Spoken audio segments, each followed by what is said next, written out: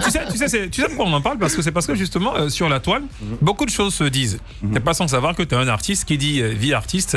On parle plus forcément de vie privée. Voilà. Tu deviens un artiste, t'es pour le peuple.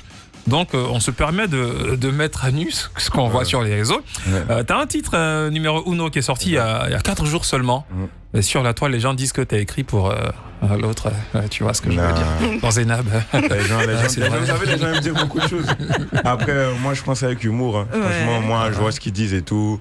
Je me dis que bon, c'est marrant, c'est le public. Moi, je suis proche de mon public. C'est-à-dire que je ne vais pas prendre ça pour me fâcher ou quoi. Je trouve ça drôle. Et franchement, je suis content du fait que mon public ait aimé le son et que le son ait marché. Et que, comme je vous ai dit, du coup, moi, dans mes sons, j'aime véhiculer des émotions, pas forcément des choses que je dis qui sont forcément... Je parle de quelque chose en particulier, mais si le public pense que je parle de quelque chose en particulier, c'est que j'ai vraiment réussi à véhiculer l'émotion que je voulais donner à mon public. Mais sinon, le son, je l'ai fait depuis bien longtemps. Bien avant tout ça. Ça n'a rien à voir avec... non, j'ai fait le son...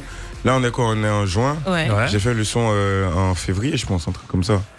C'est-à-dire que j'ai fait le son pendant la période où mon projet était numéro 1. Waouh. C'est-à-dire que ça n'a franchement rien à voir. Ça n'a rien à voir avec ta vie de couple. Non, rien à voir. Ok, d'accord. Moi, ce que j'aime chez le Golden Boy, il est humble, il est poli, il est respectueux. Ouais. C'est très très bien. En tout cas, belle qualité. Si tu continues comme ça, tu risques de réussir dans la vie. Aïe. On espère, merci beaucoup.